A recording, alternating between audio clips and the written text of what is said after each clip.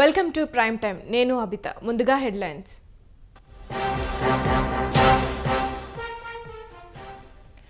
నేటితో ముగియనున్న తెలంగాణ అసెంబ్లీ సమావేశాలు. గవర్నర్ ప్రసంగానికి ధన్యవాద తీర్మానంపై చర్చ.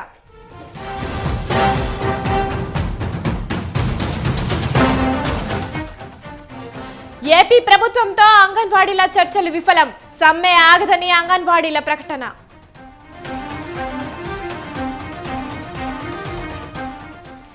ఫిబ్రవరిలో ఏపీ ఎన్నికల షెడ్యూల్ వచ్చే అవకాశం. మంత్రులకు సీఎం జగన్ ఆదేశం.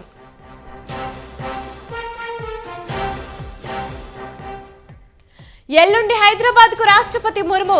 భద్రతా ఏర్పాట్లపై సీఎస్ సమీక్ష.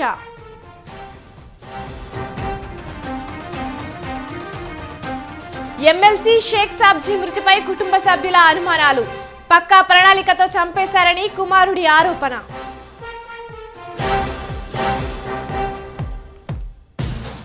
తెలంగాణపై చలిపంజ. తూర్పు దిశగా వీస్తున్న చల్లటి గాలులు.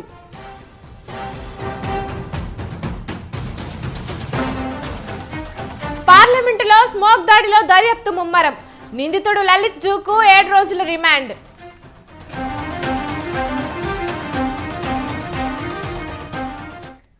ముంబై ఇండియన్స్ కెప్టెన్ గా హార్దిక్ పాండ్యా. రోహిత్ శర్మకు షాక్ ఇచ్చిన యాజమాన్యం.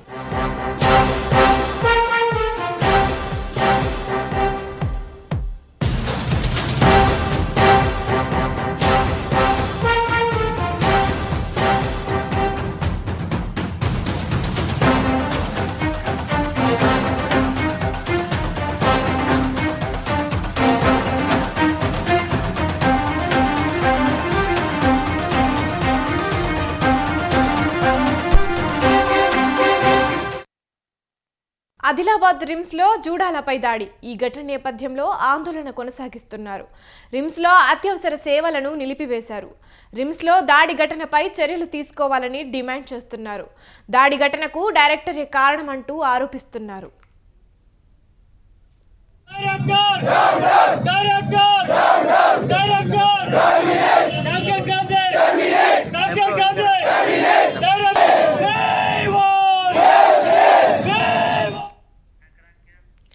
ఆదిలాబాద్ రిమ్స్ లో జూడాలపై దాడి ఘటన నేపథ్యంలో ఆందోళన కొనసాగిస్తున్నారు. రిమ్స్ లో అత్యవసర సేవలను నిలిపివేశారు. రిమ్స్ లో దాడి ఘటనపై చర్యలు తీసుకోవాలని డిమాండ్ చేస్తున్నారు. దాడి ఘటనకు డైరెక్టరే కారణమంటూ ఆరోపిస్తున్నారు. ఇక ఇదే అంశంపై మరింత సమాచారాన్ని మా ప్రతినిధి శ్రీనివాస్ ఫోన్ లైన్ ద్వారా అందిస్తారు. చెప్పండి శ్రీనివాస్, ప్రస్తుతం అక్కడ పరిస్థితి ఎలా ఉంది? ఈ ఆదిలాబాద్ జిల్లా కేంద్రంలోని రిమ్స్ లో ఘర్షణపై అయితే ఇంకా రగులుతూనే ఉంది. ఇంకా చల్లారలేదని చెప్పొచ్చు. ఎందుకంటే గత 3 రోజుల క్రితం జరిగినటువంటి నేపథ్యంలో దానిపై విచారణ అయితే కమిటీ వేశారు. ఆ విచారణ కమిటీ విచారణ చేస్తుంది. అయితే విచారణ కమిటీపై కూడా జూడాలు అసంతృప్తి వ్యక్తం చేస్తున్నారు. డైరెక్టర్ ని సస్పెండ్ చేయాలి, డైరెక్టర్ ఆధ్వర్యంలో విచారణ ఎలా కొనసాగిస్తారని చెప్పేసి కూడా విచారణ ఎవరైతే అధికారులు వచ్చారో వారిపై శివ ఏఏరావు అసిస్టెంట్ ప్రొఫెసర్ ఇద్దరి ఆధ్వర్యంలో కొనసాగుతున్నటువంటి ఏదైతే విచారణ ఉందో ఆ విచారణపై జూడాలు అయితే అసంతృప్తి వ్యక్తం చేస్తున్నారు. గత 2 రోజుల నుంచి విధులు క్లాసులు బహిష్కరించినటువంటి జూడాలు ఆందోళన కొనసాగిస్తున్నారు. నిన్న కూడా ఆందోళన కొనసాగించారు. ఈ రోజు కూడా తమ ఆందోళన యథావిధిగా కొనసాగిస్తాము, అవసరమైతే ఎమర్జెన్సీ సేవలను కూడా నిలిపేస్తామని చెప్పేసి జూడాలు అయితే ప్రకటించారు. ఏదైతే ఘర్షణ జరిగిందో ఈ ఘర్షణ బయట వ్యక్తులు వచ్చి ఆ జూడాలపై దాడి చేసినటువంటి ఘర్షణకు సంబంధించి ఇందుకు బాధ్యులైనటువంటి డైరెక్టర్ జయసింగ్ ఎవరున్నారో ఆ జయసింగ్ అయితే సస్పెండ్ చేయాలని చెప్పేసి అయితే ప్రధానంగా జూడాలు డిమాండ్ చేస్తున్నారు. అతన్ని సస్పెండ్ చేయకపోతే తమకు న్యాయం జరగలేదన్నట్టుగానే భావిస్తామని చెప్పేసి వారైతే చెప్తున్నటువంటి పరిస్థితి. దీనికి సంబంధించి ఇప్పటికైనా డైరెక్టర్ పై విచారణ పూర్తి స్థాయిలో పారదర్శకంగా విచారణ చేసి తమకు న్యాయం చేయాలని చెప్పేసి ఖచ్చితంగా ఈ సంఘటనకు బాధ్యులైనటువంటి వాళ్ళని, ఈ ఘర్షణకు బాధ్యులైనటువంటి డైరెక్టర్ జయసింగ్ ను సస్పెండ్ చేయాలని చెప్పేసి ప్రధానంగా జూడాలు డిమాండ్ చేస్తున్నటువంటి పరిస్థితి. ఈ రోజు కూడా వారు 3వ రోజు కూడా విధులు బహిష్కరిస్తామని చెప్పేసి వారు హెచ్చరించారు. అదేవిధంగా అవసరం అనుకుంటే ఎమర్జెన్సీ సర్వీస్ ఏదైతుందో ఎమర్జెన్సీ సేవలు కూడా నిలిపేస్తామని చెప్పేసి అయితే చెప్తున్నారు. ఇక ప్రస్తుతానికైతే ఈ ఘర్షణ రగడ ఏదైతుందో ఈ వాతావరణం ఇంకా ఉద్రిక్త పరిస్థితులు అయితేనే నెలకొన్నాయి. Right, thank you Srinivas.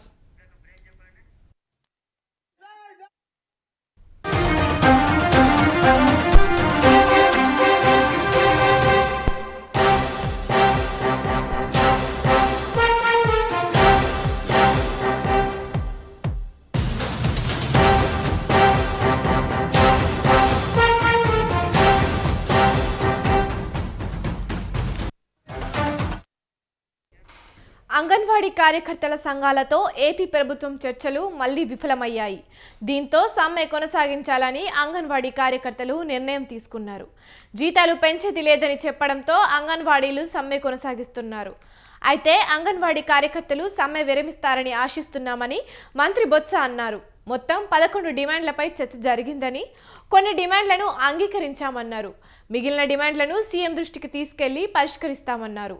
Anganwadi కేంద్రాలను స్వాధీనం చేసుకోవాలని ప్రభుత్వం ఆదేశించలేదన్నారు.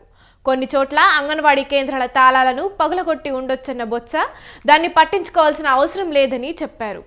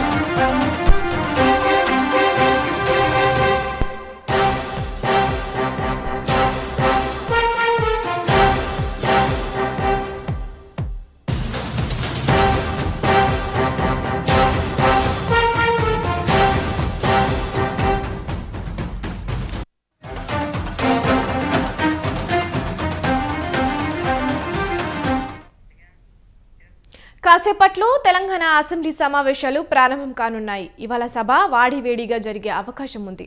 నేటితో తెలంగాణ అసెంబ్లీ సమావేశాలు ముగియనున్నాయి. నిన్న ఉభయ సభలను ఉద్దేశించి గవర్నర్ తమిళిసై ప్రసంగించారు.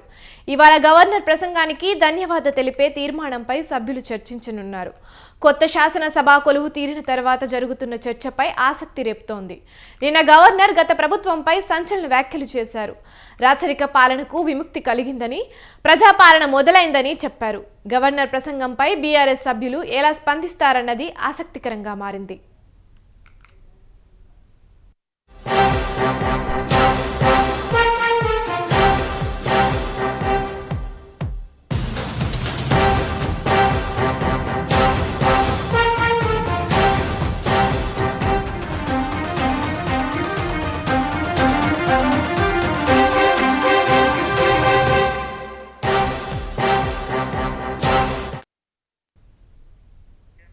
కాసేపట్లో తెలంగాణ అసెంబ్లీ సమావేశాలు ప్రారంభం కానున్నాయి. ఇవాళ సభ వాడివేడిగా జరిగే అవకాశం ఉంది. నేటితో తెలంగాణ అసెంబ్లీ సమావేశాలు ముగియనున్నాయి. నిన్న ఉభయ సభలను ఉద్దేశించి గవర్నర్ తమిళిసై ప్రసంగించారు. ఇవాళ గవర్నర్ ప్రసంగానికి ధన్యవాద తెలిపే తీర్మానంపై సభ్యులు చర్చించనున్నారు. కొత్త శాసనసభ కొలువు తీరిన తర్వాత జరుగుతున్న చర్చపై ఆసక్తి రేపుతోంది. నిన్న గవర్నర్ గత ప్రభుత్వంపై సంచలన వ్యాఖ్యలు చేశారు. రాచరిక పాలనకు విముక్తి కలిగిందని, ప్రజాపాలన మొదలైందని చెప్పారు. గవర్నర్ ప్రసంగంపై బీఆర్ఎస్ సభ్యులు ఎలా స్పందిస్తారన్నది ఆసక్తికరంగా మారింది. ఇక ఇదే అంశంపై మరింత సమాచారాన్ని మా ప్రతినిధి సవిన్ లైవ్ ద్వారా అందిస్తారు. చెప్పండి సవిన్. కొత్త ప్రభుత్వం వచ్చిన తర్వాత తెలంగాణ అసెంబ్లీ సమావేశాలు 4వ రోజు ఉదయం 10 గంటలకు ప్రారంభమవుతాయి. అటు శాసనసభ, శాసనమండలి రెండు ఉభయ సభల్లో నిన్న గవర్నర్ ప్రసంగంపై ఈరోజు ధన్యవాద తీర్మానంపై చర్చ ఉండబోతోంది. మొదటగా అధికార పక్ష సభ్యులు గవర్నర్ ప్రసంగంపై ధన్యవాద తీర్మాన చర్చను ప్రారంభిస్తారు. ముఖ్యంగా అధికార పార్టీ నుంచి ఈరోజు పరిగి ఎమ్మెల్యే రామ్మోహన్ రెడ్డి చర్చను ప్రతిపాదిస్తుండగా చెన్నూరు ఎమ్మెల్యే గడ్డం వివేకానంద దీన్ని బలపరచబోతున్నారు. ఇక బీఆర్ఎస్ పార్టీ తరపున, ప్రతిపక్ష పార్టీ తరపున కేటీఆర్, తలసాని శ్రీనివాస్ యాదవ్ గవర్నర్ ప్రసంగంపై ధన్యవాద తీర్మాన చర్చలో పాల్గొనబోతున్నారు. ముఖ్యంగా నిన్న గవర్నర్ ప్రసంగిస్తూ కాంగ్రెస్ పార్టీ సర్కార్ ఏర్పాటు చేసిన తర్వాత 6 గ్యారంటీల హామీలను ప్రధానంగా ప్రస్తావిస్తూ ఇతరత్ర మేనిఫెస్టోలో పేర్కొన్నటువంటి హామీల అమలు కోసం కృషి చేస్తామంటూ పేర్కొంటూనే గత 10 ఏళ్ల బీఆర్ఎస్ పాలనలో పూర్తిగా ప్రభుత్వ వ్యవస్థలు ధ్వంసమయ్యాయి. అదేవిధంగా పూర్తిగా ఆర్థిక వ్యవస్థ అంతా నాశనం అయిపోయింది. ముఖ్యంగా విద్యుత్ సంస్థలు కావచ్చు, అదేవిధంగా పౌర సరఫరాల శాఖ పూర్తిగా అప్పుల్లో కూరుకుపోయిందంటూ పేర్కొన్నారు. అదేవిధంగా మొదట గవర్నర్ తన ప్రసంగాన్ని ప్రారంభిస్తూనే రాచరిక పాలన నుంచి ప్రజాస్వామ్య పాలనలోకి వచ్చామంటూ కూడా ప్రస్తావన చేశారు. దీనిపై నిన్ననే బీఆర్ఎస్ పార్టీ తరపున మాజీ మంత్రి ఎమ్మెల్యే కడియం శ్రీహరి ఘాటుగానే స్పందించారు. ముఖ్యంగా గత 10 ఏళ్ల బీఆర్ఎస్ పాలనలో కేంద్ర ప్రభుత్వం నుంచే అనేక అవార్డులు తెలంగాణ రాష్ట్ర ప్రభుత్వానికి వచ్చాయంటూ కూడా గుర్తు చేసిన సందర్భం అయితే ఉంది. ఈరోజు సభ వాడివేడిగా జరిగే అవకాశం ఉంది. ముందుగా గవర్నర్ ప్రసంగంపై ధన్యవాద తీర్మానాన్ని అటు శాసనమండలిలో అధికార పక్షం నుంచి ఎమ్మెల్సీ జీవన్ రెడ్డి ప్రారంభించబోతున్నారు. దీన్ని టీచర్ ఎమ్మెల్సీ నర్సిరెడ్డి బలపరుస్తారు. ఇక ప్రతిపక్షం నుంచి బీఆర్ఎస్ ఎమ్మెల్సీ మధుసూదనాచారి గవర్నర్ ప్రసంగంపై ధన్యవాద తీర్మానంపై శాసనమండలిలో మాట్లాడబోతున్నారు. దీనిపై అటు కాంగ్రెస్ బీఆర్ఎస్ సభ్యుల మధ్య వాడివాడిగా చర్చ జరిగే అవకాశం మాత్రం మనకు స్పష్టంగా కనపడుతుంది. నిన్న గవర్నర్ ప్రసంగంలో ప్రధానంగా 10 ఏళ్ల బీఆర్ఎస్ పరిపాలనలో ఆర్థిక వ్యవస్థ పూర్తిగా నాశనమైంది, రాష్ట్రాన్ని 5 లక్షల కోట్ల అప్పుల్లో నెట్టారంటూ కూడా గవర్నర్ ప్రసంగంలో పేర్కొన్నారు. ముఖ్యంగా రాష్ట్ర ప్రభుత్వం కేబినెట్ ఆమోదించిన నోట్నే గవర్నర్ యథావిధిగా అటు ఉభయ సభలను ఉద్దేశించి శాసనసభ శాసన మండలిని ఉద్దేశించి చదువుతూ వస్తారు. నిన్న గవర్నర్ కూడా ముఖ్యంగా నూతన రాష్ట్ర ప్రభుత్వం కాంగ్రెస్ పార్టీ అధికారంలోకి వచ్చిన తర్వాత ఏర్పాటు చేసినటువంటి శాసనసభలో ప్రభుత్వం తయారు చేసిన నోట్నే గవర్నర్ యథావిధిగా చదివి వినిపించారు. దీనిపై బీఆర్ఎస్ పార్టీ నిన్న అభ్యంతరం వ్యక్తం చేసింది. ఈరోజు చర్చలో వాడివేడిగా చర్చ జరిగే అవకాశం మాత్రం మనకు స్పష్టంగా కనబడుతుంది. ఇటు ఈ 4 రోజుల అసెంబ్లీ సమావేశాల్లో మనం చూసుకుంటే కనుక ముందుగా శాసనసభ్యులు నూతనంగా ఎన్నికైన శాసనసభ్యుల ప్రమాణ స్వీకారం చేపించారు. మరోవైపు శాసనసభ్యులు ప్రమాణ స్వీకారం చేయని శాసనసభ్యులతో ముందుగా శాసనసభ్యులతో ప్రొటెం స్పీకర్ ప్రమాణ స్వీకారం చేయించారు. ఆ తర్వాత శాసనసభ స్పీకర్గా గడ్డం ప్రసాద్ కుమార్ ఎన్నికైన తర్వాత శాసనసభలో ప్రమాణ స్వీకారం చేయని సభ్యులతో ఆయన ప్రమాణ స్వీకారం చేయించారు. అయితే బీఏసీ సమావేశాన్ని ఏర్పాటు చేసి అసెంబ్లీ సమావేశాలను పెంచుదామని భావించినప్పటికీ అధికారికంగా బీఏసీ కాన్స్టిట్యూట్ కాలేదు. అంటే అధికారికంగా బీఏసీలో ఏ పార్టీ నుంచి ఎంతమంది సభ్యులు ఉంటారనేది ఇంకా అధికారికంగా నిర్ధారణ కాలేదు కాబట్టి బీఏసీ సమావేశాన్ని ఏర్పాటు చేయలేదు. ఎంఐఎం బీజేపీ సభ్యులు అంటే శాసనసభ పక్ష నేతను ఎన్నుకోవాల్సి ఉంటుంది. వారు తమ శాసనసభ పక్ష నేతను స్పీకర్కు తెలియజేయాల్సి ఉంటుంది. కాబట్టి ఆ 2 రాజకీయ పార్టీలు ఇప్పటివరకు అధికారికంగా శాసనసభ పక్షాన్ని ఎన్నుకోలేదు కాబట్టి బీఏసీ సమావేశం కాన్స్టిట్యూట్ కాలేదు. దీనిపై బీఏసీ సమావేశం లేదు కాబట్టి ఈ రోజుతోనే తెలంగాణ అసెంబ్లీ సమావేశాలు ముగియబోతున్నాయని చెప్పుకోవచ్చు. మొత్తానికైతే గవర్నర్ ప్రసంగంపై ధన్యవాద తీర్మానం చర్చలో భాగంగా అటు అసెంబ్లీలో ఇటు శాసన మండలిలో వాడివేడిగా చర్చ జరిగే అవకాశం మాత్రం మనకు కనబడుతుంది. శాసనసభలో అధికార కాంగ్రెస్ పార్టీది పైచేయి కాబోతుంది. ఎందుకంటే సంఖ్యాపరంగా కాంగ్రెస్ పార్టీకి సభ్యులు ఎక్కువగా ఉన్నారు. మరోవైపు చూసుకుంటే శాసన మండలిలో మాత్రం ప్రతిపక్ష బీఆర్ఎస్ పార్టీకి ప్రస్తుతం ఎమ్మెల్సీల సంఖ్య ఎక్కువగా ఉంది కాబట్టి శాసన మండలిలో ప్రతిపక్ష బీఆర్ఎస్ పార్టీది పైచేయి కాబోతుందని చెప్పుకోవచ్చు. Right, thank you seven.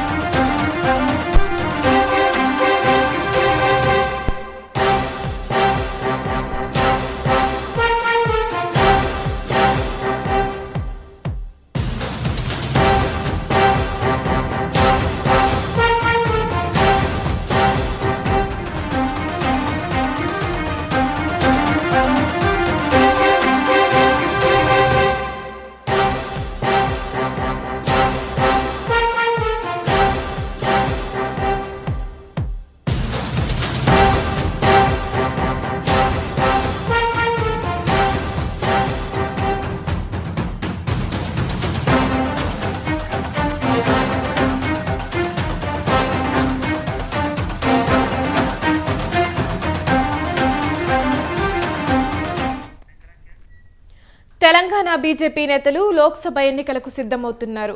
వికసిత భారత్ సంకల్ప యాత్ర పేరుతో ప్రజల్లోకి వెళ్లనున్నారు. రాష్ట్ర వ్యాప్తంగా మొత్తం 163 వాహనాలు 40 రోజులు తిరగనున్నారు. రోజు 2 సెంటర్లలో కార్యక్రమాలు నిర్వహించనున్నారు. ఇక ఇదే అంశంపై మరింత సమాచారాన్ని మా ప్రతినిధి శ్రీనివాస్ ఫోన్ లైన్ ద్వారా అందిస్తారు. చెప్పండి శ్రీనివాస్.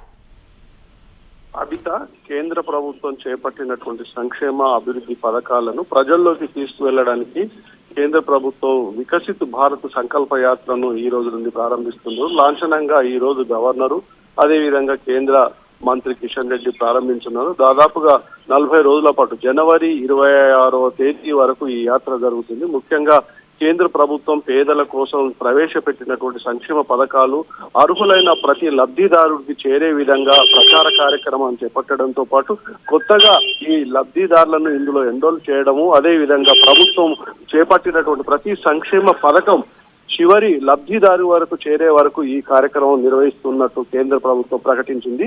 ఈ కార్యక్రమంలో బీజేపీ నేతలతో పాటు ఇటు రాష్ట్ర కేంద్ర అధికారులు పాల్గొంటారు. దాదాపుగా 40 రోజులు జరిగే ఈ కార్యక్రమంలో కేంద్ర మంత్రులు పార్లమెంట్ సభ్యులు కూడా పాల్గొంటారు. ఒక రకంగా ఇది బీజేపీ ప్రభుత్వానికి ఒక ఎన్నికల ప్రచారంగా కూడా అని చెప్పుకోవచ్చు. దీన్ని రాష్ట్ర బీజేపీ నేతలు పాల్గొనడమే కాకుండా కొత్తగా ఎన్నికైనటువంటి ఎమ్మెల్యేలు పార్లమెంట్ సభ్యులు కూడా పాల్గొంటారు. దాదాపుగా ప్రతి గ్రామాన్ని టచ్ చేసే విధంగా ఈ కార్యక్రమాన్ని రూపొందించారు. ఈ కార్యక్రమంలో పేదలను ఇన్వాల్వ్ చేయడమే కాకుండా వాళ్ళకి కావాల్సినటువంటి సంక్షేమ పథకాలను వాళ్ళ వరకు తీసుకువెళ్లి అందులో వాళ్ళని ఎన్రోల్ చేసి ఆ పథకాలను వాళ్ళకు చేరువలాగా కేంద్ర ప్రభుత్వం అందజేస్తున్నటువంటి సంక్షేమ పథకాలు వాళ్ళకు అందజేసే విధంగా ఈ కార్యక్రమాన్ని రూపొందించారు. ఇప్పటికే దాదాపుగా ఇటు ఉత్తర భారతదేశంలో చాలా రాష్ట్రాలలో ఈ కార్యక్రమం ప్రారంభమైంది. ఈ రోజు నుండి తెలంగాణలో కేంద్ర మంత్రి కిషన్ రెడ్డి శంషాబాద్ లోని చిన్న గోల్కొండలో ప్రారంభిస్తున్నారు. ప్రధానంగా బీజేపీ కొత్తగా ఎమ్మెల్యేలు అదే విధంగా పార్లమెంట్ సభ్యులు కూడా ఈ కార్యక్రమాన్ని ఈ రోజు ప్రారంభిస్తారు. ప్రతి యాత్రలో దాదాపుగా ఇటు బీజేపీ నేతలతో పాటు రాష్ట్ర కేంద్ర అధికారులు కూడా పాల్గొనే విధంగా ఈ కార్యక్రమాన్ని రూపొందించారు. మొత్తంగా జనవరి 26వ తేదీ వరకు ఈ కార్యక్రమం నిర్వహిస్తారు. Right, thank you Srinivas.